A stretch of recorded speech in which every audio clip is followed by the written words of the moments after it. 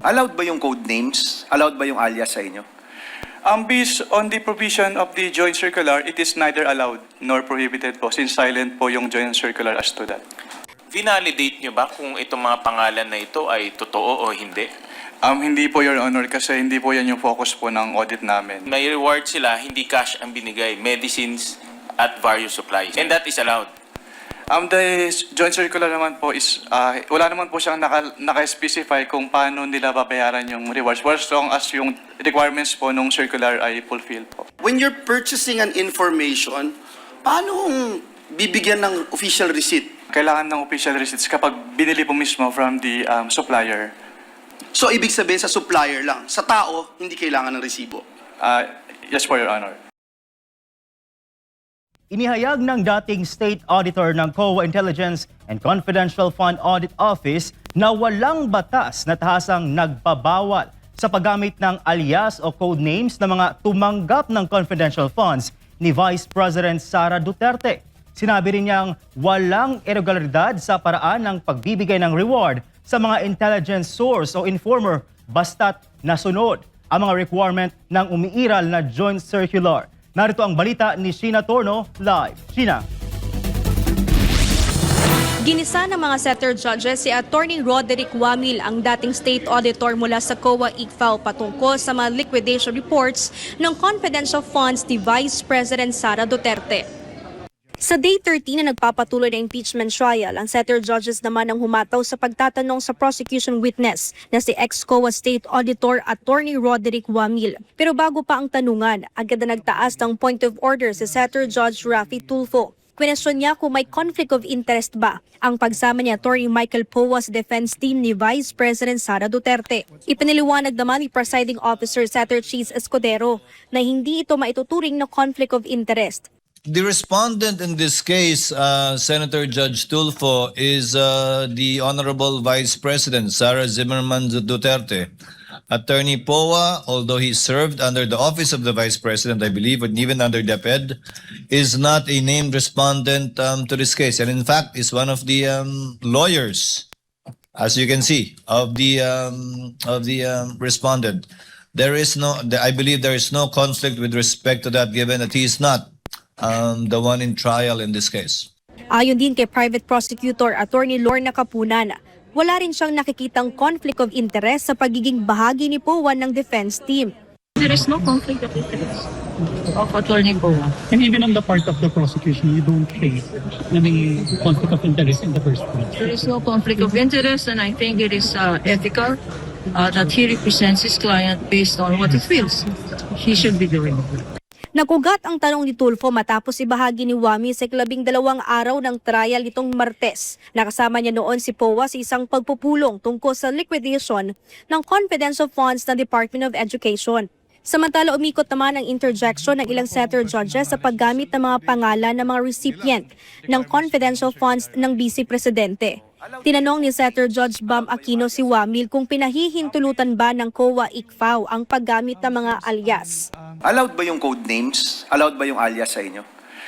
Based on the provision of the joint circular, it is neither allowed nor prohibited po since silent po yung joint circular as to that. Ayon kay Wamil, walang probisyon sa Joint Circular 2015-01 na tahasan nagpapahintulot o nagbabawas sa paggamit ng mga alias. Pinagtibay rin niya ang prinsipyong kung walang batas, walang krimeng nagawa na nakabatay sa legal na doktrinang nolum crimen sine lege. Sa ilalim ng prinsipyong ito, hindi maaring ituring na krimen ang isang gawain kung walang umiiral na batas na tahasang nagbabawal dito noong panahong ginawa ito. Inamin din ni Wamil na hindi nagberipika ang COA ICFAO kung tunay na pangalan o alias ang mga nakasaad sa liquidation documents ng confidential funds.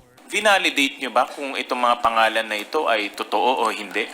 Hindi po, Your Honor, kasi hindi po yan yung focus po ng audit namin. Ginit din ni Wamil na wala siyang nakikitang irregularidad sa paraan ng pagtukay ng reward na ibinigay sa mga informer mula sa confidential funds ni VP Sara. Nakita ko dito mayroong rewards for medicine, rewards for various supplies. Ano siya, cash or medicine or in kind ang ibinibigay? So, ang ibig sabihin, may reward sila, hindi cash ang binigay, medicines at various supplies. And that is allowed. The joint circular naman po is, wala naman po siyang naka-specify kung paano nila babayaran yung rewards, as long as yung requirements po nung circular ay fulfilled po. Ayon din kay Wamil, hindi kabilang sa requirements ng COA ICFAO ang pagsusumite ng official receipts para sa payment of rewards sa mga informer. Anya sapat na matugunan ang mga requirement na nakasaad sa joint circular. Ang pahayag ni Wamil ay taliwas sa isa sa mga isyong itinataas ng prosekusyon tungkol sa paggamit ng acknowledgement receipts sa liquidation ng confidential funds ng Vice Presidente. When you're purchasing an information, paano kung bibigyan ng official receipt? Kailangan ng official receipts kapag binili po mismo from the supplier. So, ibig sabihin sa supplier lang. Sa tao, hindi kailangan ng resibo. Yes po, Your Honor. Matatandang kabilang sa mga kontrobersyal na pangalan ng recipient ng confidential funds ng Vice Presidente ay sina Mary Grace Piatos, Renan Piatos, Nova Santos, Nico Harina, Patty Ting, Andy Lim, Alejandro Piquit, Gabriel Bisaya, Janice Marie Revilla, Fiona Biong, at si Frunyo Balsac. Sa susunod na linggo ay muling haharap si Cylene May del Campo bilang testigo mula sa COA ICFAO. Habang tatlo namang testigo ang ipinasabina ng Senate Impeachment Court kabilang na si Marivic Pareha mula sa Legislative Department ng House of Representatives, si Gina Acosta, Disbursing Officer mula sa Office of the Vice President, at Edward Fajarda, Disbursing Officer mula naman sa Department of Education. Balik sa inyo mga kapartner. Maraming salamat, Sheena Torno, sa iyong live report. Kinwestiyon ni Senator Judge Robin Padilla kung may sapat na kaalaman at aktwal na karanasan si dating COA ICFAO State Auditor Roderick Wamil sa mga lugar na may banta ng terorismo na saklaw ng confidential operations. Ito ay kaugnay ng pag-audit sa confidential funds ng OVP at DepEd. May komento din si Senator Judge Amy Marcos sa issue. Si Angel Pastor sa balita. Bukod sa mga dokumentong sinuri at iparenesenta sa impeachment court kaugnay ng confidential funds ni Vice President Sara Duterte, umabot sa confidential operations sa mga lugar na may banta ng terorismo ang isa sa mga punto ng pagtanong sa testigong si dating COA ICFAO State Auditor Roderick Wamil. Sa huling pagsalang sa witness stand, inusisa ni Senator Judge Robin Padilla si Wamil tungkol sa sitwasyon sa mga lugar na saklaw ng confidential operations. Tinanong ni Padilla kung may sapat na kaalaman at aktual na karanasan si Wamil sa mga conflict-affected at malalayong lugar. Sa bansa natin, nakaikot na po ba kayo ng Mindanao, sa Bicol?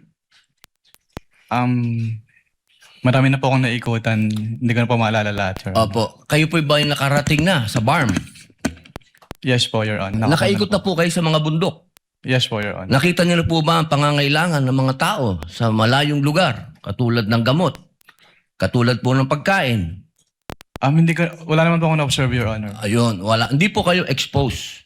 Inusisa rin ni Padilla kung personal bang nakita ni Wamil ang pangangailangan ng mga residente sa malalayong lugar kabilang ang pangangailangan sa gamot. Tinanong din niya kung nalantad na ba si Wamil sa banta ng terorismo sa bansa. Sagot ni Wamil ang kanyang kaalaman ay batay lamang sa mga balita. Tinanong din ni Padilla kung ang Audit Observation Memorandum o AOM ay masasabing final audit ba sa mga pondo. Nilinaw ni Wamil na hindi pa ito pinala desisyon ng COA. Anya, bahagi pa lamang ito ng audit process. Sa interjection ni Padilla, iginit niyang hindi dapat agad ituring na may irregularidad ang isang AOM dahil preliminary findings pa lamang ito. Kahapon kasi narinig ko parang yung ginawa nyo, preliminary lang. Yung AOM po, preliminary lang. Opo, hindi po yun konklusyon. Kung ang tinutukoy niyo po ay yung... Meron po kasing provision as to the joint circular as to tinatawag na prima facie. Pakisagot na lang po kung conclusion ba po yun? Final? Final? Hindi po kasi we require So hindi po them. final. Based Boss, on the AOM po, konti lang po oras ko, hindi po final. sa AOM po, yung AOM po hindi po final. Hindi po final. Tinanong din ni Padilla kung dapat bang ilantad sa publiko ang pagkakakilanlan ng mga confidential agent. Tugon ni Wamil, walaan niyang probisyon sa Joint Memorandum Circular ng COA na nagsasabing dapat ilantad ang kanilang pagkakakilanlan. Humingi rin si Padilla ng definisyon o kahulugan ng salitang confidential. Sa personal po ninyong pagkakaintindi, ang mga confidential agent dapat po bang magpakilala? Since that calls for an opinion, hindi po ako authorized to express that, Your Honor. Bilang kayo po ay abogado, ano po ang pagkakaintindi niyo sa confidential? I'm classified po, Your Honor. Iniugnay naman ni Padilla sa mga anibersaryo ng CPP, NPA, NDF ang mga petsa ng mga tseke ng OVP mula 2022 hanggang 2023. Ayon sa senador, walang naitalang pag-atake sa mga naturang petsa habang Vice Presidente si VP Sara. Ang 50th po, golden anniversary ng NDF, National Democratic Front, ay April 24. Kaya ko po nabanggit lahat to. Ito pong mga dates na to, nung December 26, March 29, April 24, lahat po ito, walang nangyaring attack. Lahat po foiled. Wala po. For the first time, wala pong nangyaring attack. Kasi tuwing founding anniversary, may attack. Inusisa naman ni Senator Judge Amy Marcos si Wamil tungkol sa resulta ng audit sa confidential funds ng OVP at DepEd. Igit ni Marcos, walang direktang pahayag ang COA na nagsasabing ninakaw o gawa-gawa ang confidential funds. Anya, wala rin ganitong pahayag sa Notice of Disallowance, Notice of Suspension, Audit Observation Memorandum at iba pang isinumiting dokumento. Doon sa mga AR ng OVP, meron bang sinabi na gawa-gawa lang, hindi tunay, peke? Dahil hindi po yan yung focus ng audit namin, wala po kaming basis para magkaroon ng findings po doon sa mga sinasabi niyo. So ang sagot, no. Walang sinasabi na fictitious yung AR. Pumalag naman si Marcos sa anyay pabalang at tila hindi direktang pagsagot ni Wamil sa kanyang mga tanong. Question din ni Marcos kung bakit si Vice President Sara Duterte ang itinuturing na accountable officer sa mga cash advance ng OVP at DepEd. Responsive po. Ang tinatanong ko lang, hindi ba yung designated, yung SDO, si Fajarda lang at si Acosta, hindi si VP, hindi siya yung payee eh. Ang liwa-liwanag. Pero ang sinabi niyo po kanina, yung accountable officer. Kaya nga, so yung accountable officer, yung SDO, nasa JCB. Hindi lang po eh. si SDO po yung accountable Hindi, officer, or, Your Honor. ang sabi doon, head of agency or person designated. Oo, ang liwanag sa definition ng joint circular. Mag-yes or no ka lang, kanina ka pa inaaway mo ko lagi. Samantala, sinita ni Presiding Officer Francis Cheese Escudero si Wamil kaugnay ng mga nakitang maling computation at figures sa December 13 Notice of Suspension ng COA. Ito'y matapos mapansin na mali ang kabuang halagang nakasaad sa dokumento. Inamin naman ni Wamil na typo error ang pagkakatala ng ilang numero sa dokumento. I totaled it and your total is wrong. Kindly total the figures that you wrote there. Yes, sir. It was a typo error po. 69,787,000 pesos. Yung subsequent issuances, binabanggit po 69 million na, pero yung detalye, hindi na po 10.5 million, 10 million na. Ano ba talaga? Mula dito sa Senado, para sa Diyos at Pilipinas kong mahal, Angel Pastor, SMNI News.